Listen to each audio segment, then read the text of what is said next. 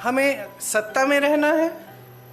अगर अभी नहीं किया जाएगा तो 2029 तक जो ये करना चाह रहे हैं परसीमन 2011 के जनगणना के आधार पर, वो नहीं ख़त्म हो पाएगा।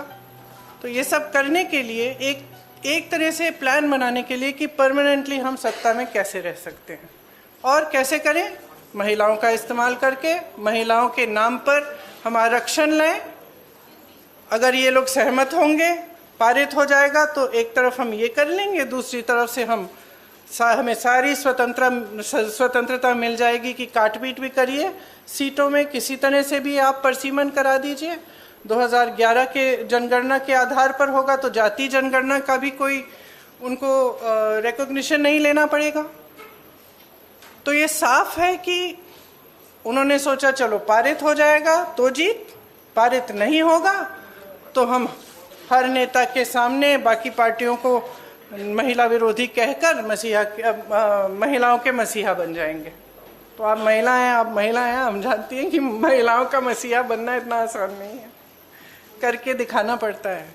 एक इतिहास है, कांग्रेस पार्टी का एक इतिहास है, विपक्षी दलों का एक इतिहास है, भाजपा का इतिहास है महिलाओं के संदर्भ में, और वो इतिहास बहुत स्पष्ट है। आपके खड़े होने से सदन में उसका विपरीत कहने से कोई फर्क नहीं पड़ता।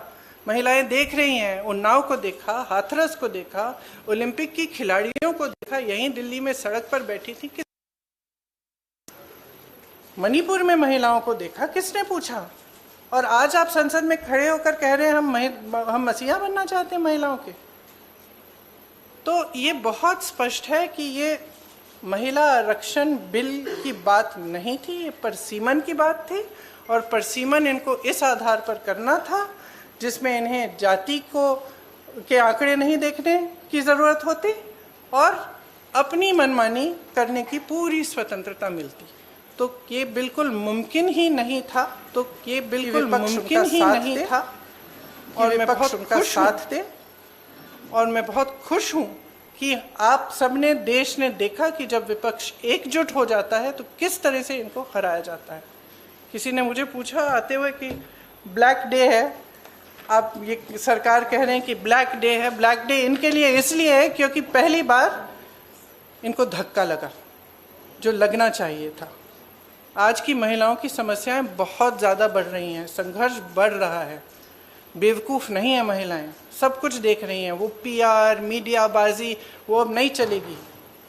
कुछ ठोस करना है तो आप 2023 में जो सर्वसहमति से जो विधेयक पास हुआ था, पारित हुआ था, सारे दलों ने उसका समर्थन किया था, उसको लाइए,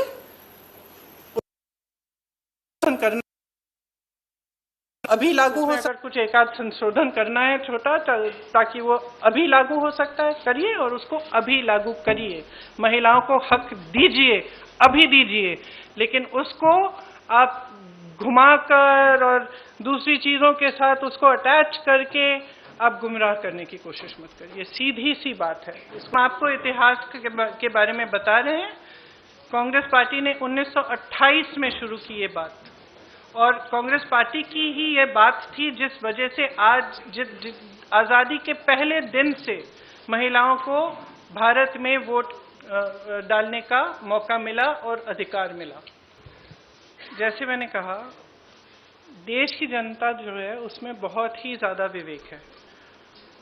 अगर इनको अभियान करना है पूरे देश भर में, खुलकर करें। लेकिन आज देश उस परिस्थिति में नहीं है जो 12 साल पहले था। और शायद कभी-कभी ये होता है कि जब सत्ता बढ़ जाती है, लोग सच्चाई नहीं बताते हैं।